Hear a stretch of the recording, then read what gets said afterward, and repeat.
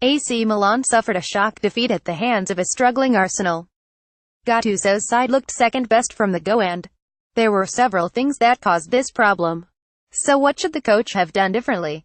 Andre Silva should have started the game, it seems like. The obvious choice to start Patrick Cutrone, who has been in sensational form for Milan this season. He's a favorite of the Curvasut and his performances have established him as the first-choice striker ahead of Andre Silva and Nikola Kalinic. However, this game exposed his weaknesses while belittling his strengths. Arsenal clearly dominated Milan's midfield and harassed them on the ball. The likes of Xhaka and Ramsey were technically better than Kessie and Biglia, while Bonaventura rarely dropped deep to offer support. This meant that time and again, Milan failed to carry the ball into the final third. This lack of supply neutralized Cutrone, who thrives on his poacher's instinct. Had Andre Silva started the game, he could have provided a passing outlet for Milan's struggling midfield, which would, in turn, allow Suso and Calhanoglu to cut inside for the build-up. With no man in the middle, a lot of the attack was forced to the wings. This allowed Arsenal to corner any potential runs from Milan with ease. Silva had an excellent record in the Europa League and the evidence suggests he would have fared well under the circumstances. Calabria should have been taken off in the first half. Davide Calabria is easily the best right-back at Milan right now. His goal against Roma was a sneak peek into his potential attacking contributions. And to be honest, even I wanted him to start this match.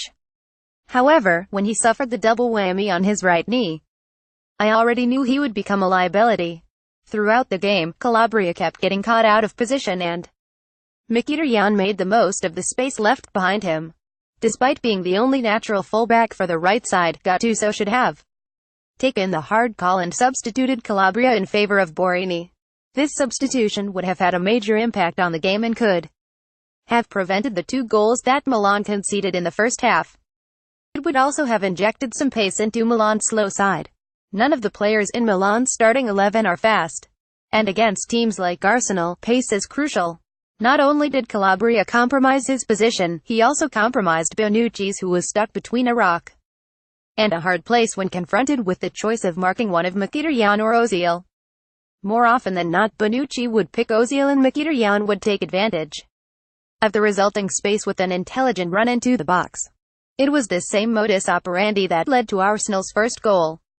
Calhanoglu should have stayed on. What's worse than making a bad decision? Making 2 bad decisions. Yes, Milan needed fresh legs. However, taking Calhanoglu on for Kalinic was a bad choice on the coach's part. Kalinic has proven in his brief time with Milan that any agreement to buy the player will be a horrible mistake on the board's part. Kalinic is poor in most aspects of the game and his ability to hold on to the ball does draw a lot of fouls, but it doesn't help Milan in any way. Hakan, on the other side, could have done a lot of damage from outside the penalty area.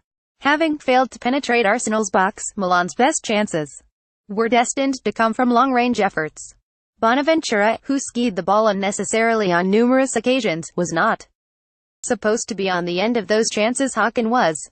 The Turk is a long-range specialist and his accuracy would have greatly helped Milan. Alas, it wasn't meant to be.